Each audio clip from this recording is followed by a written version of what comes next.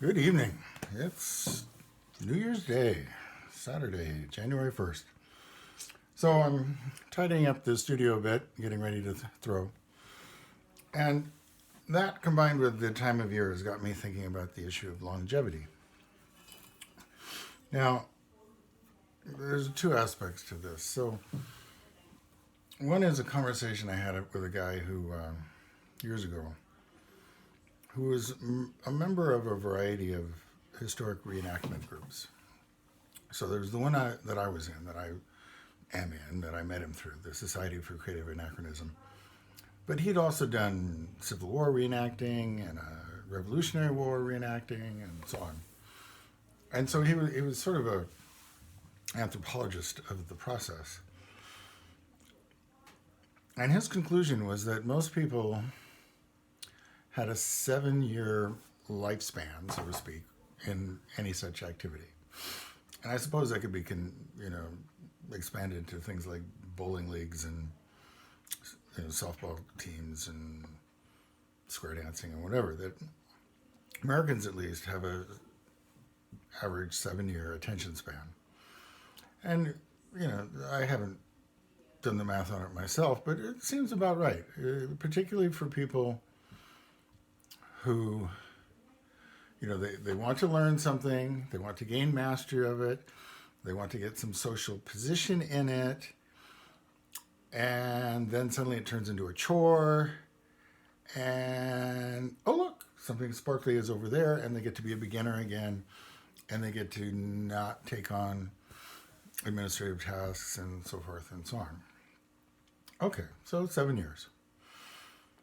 And I suppose that the same might be true for various art mediums, like ceramics, depending on,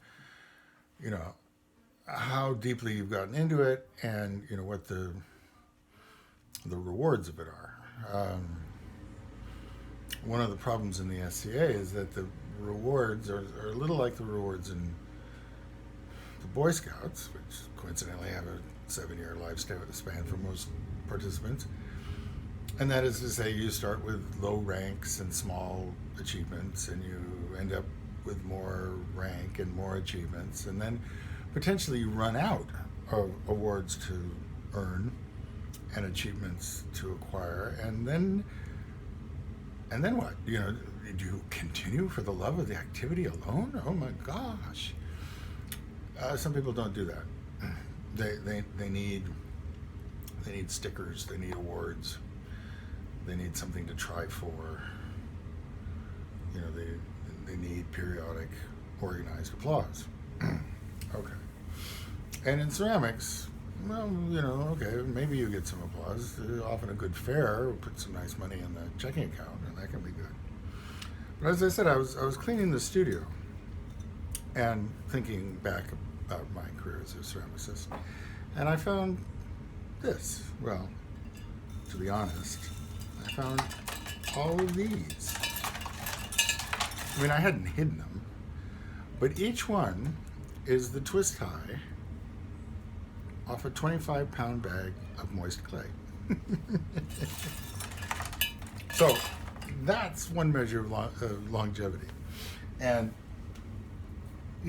depending on the type of pots you make, maybe that's a 25 bag, pound of clay lasts you, an hour, or maybe it lasts you a month or more, depending on the size of the pieces you make and how often you fill your kiln. But it was interesting to look at that. Okay. So if we think about activities like this and longevity in terms of a 7-year lifespan, some of us end up like the main character in the movie Highlander. And I don't mean, getting into scruffy duels in parking garages. I mean, what if, to some degree, you are a little bit immortal? Or at least you don't die at the same frequency as the people around you. Okay, so when you just meet someone, they don't know your past, they barely know your age, they're making a guess. They gradually learn what you've achieved and what you've done, maybe, if you're a good storyteller. and they're living their own lives, so they don't care much about yours. But at some point, do they think, well, so and so's been here a long time, or I wonder when so and so was a beginner, or so on, you know.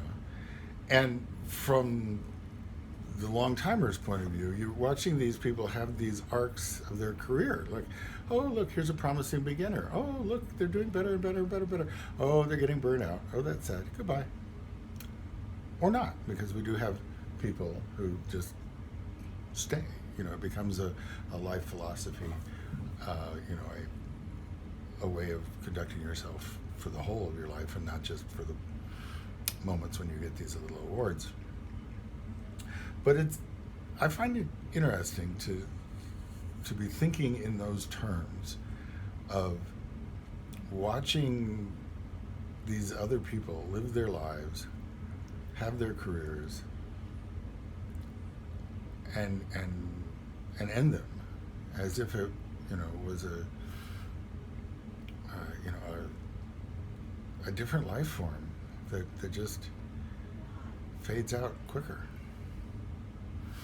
I mean, I don't envy it in any way. I much prefer the way I am at, and I have occasionally consciously avoided taking on new activities simply because, as I put it, I didn't need a new drug.